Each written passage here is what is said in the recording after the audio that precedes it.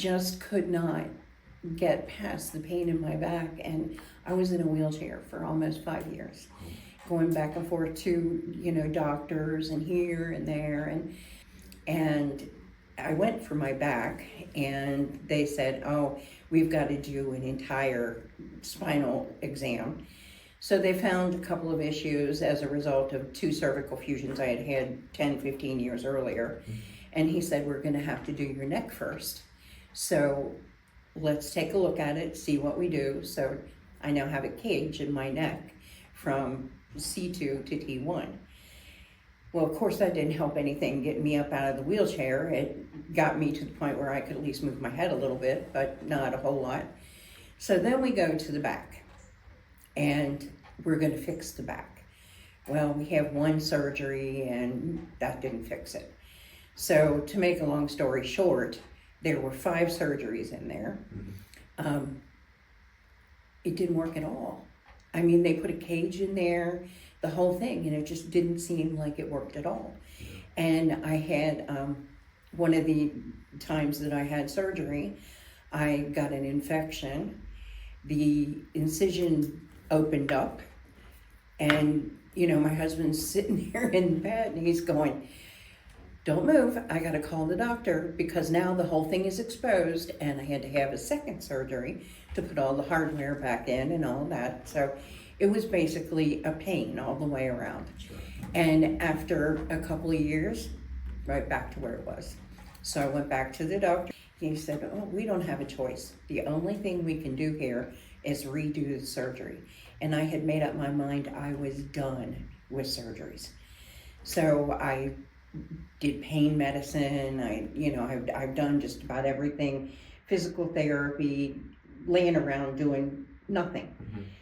Well, my husband has bad knees, and he was referred here to Dr. Danko. And he finally said to me, I don't know why you don't go see Dr. Danko. And, I was apprehensive because physical therapy didn't do any good for me. It was painful. And I just thought, no, I'm not going to do that. So we went through a couple of discussions, and, he helped me with my gabapentin and medication. And finally he said, I think you're the perfect person to try a spinal stimulator. And I did the trial being completely unoptimistic, if that's what you want to say, because I wasn't expecting it. Oh my God. I can't begin to tell you, Daniel, in that week that I had that trial in there, how it felt to be able to stand on my feet without tingling, without pain, he warned me when he said the surgery, he said, I know you hurt all the way up, and this is only going to work from, a certain place on your. So at the trial, he put it in where he usually did, and I said, you know what, it would be wonderful if it could go up just a little bit more. So when he did the final implant, he moved it up just a little bit, and I am mid-waist all the way down. And I can walk across my kitchen floor without help. I went into the doctor's office yesterday with just a cane. I'm driving. I mean, my life is going to get back together. I can see my great-grandkids, you know what I mean? Yeah. And you just don't have that kind of option in life all the time. Yeah. And I was just dead set against surgery, and I would have stayed in bed. Dr. Danko was the answer. Are there some specific things that you can do today that you couldn't do, say, a year ago? Walk. Okay. Sit for a long period of time without sleep. I'm sleeping much more comfortably than I was before. I told Dr. Danko that I tried different things with the stimulator. And the first time I tried it, sleeping, it didn't go over well. And I think it was just the way I had it set. And maybe 3 weeks ago, I tried it again on a different setting. I had the best night's sleep I've had in a long time. Good.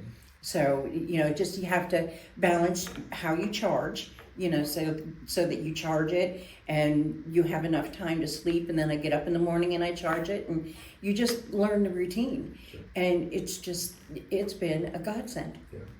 And the nice thing about the Spinal Cord Stimulator, you have that week trial. So if you kind of realize maybe this isn't for you, and you just have it removed. I was like, please don't take it out. Yeah, yeah. I'm glad you had such great results. Was it the same day, or within a couple days, you kind of saw the difference? Oh, immediate. Immediate. I got home and I told my husband on the way home, I said, oh, you can't believe this. I mean, I'm sitting in the car, and instead of my legs being straight out, because I can actually bend at my knees and put my feet on the floorboard. So if we have a wreck, I can hold them like. That's great. That's so good. So it was definite. And, you know, my kids were worried sick. They just, you know, they thought that this was a ridiculous thing. Yeah. It's science at work, and you're going to become some kind of a, you know, person that's not able to move at all because of what's happening. Yeah. And now they can't believe it either. Yeah. I'm cleaning my own house. You know, I do the laundry. And Mike still helps me, don't get me wrong. He's a huge help. Mm-hmm. But I can cook by myself. I can stand and peel potatoes, which I never could. Yeah. You know, 9 times out of 10, when I would start something, before I finished, I would have to sit down to finish it. Yeah. Which, if I get really tired and I'm doing a lot, I still do that occasionally, but it's not because of pain. Mm-hmm. It's just because of habit that, you know, still needs to be broken. Sure. I hope to continue to get better. Yeah. My journey has been so long and so rough that all I want to do is enjoy every minute of this that I have. Yeah. It's just unbelievable. Well, Ben, I'm so glad. So am I. That's all.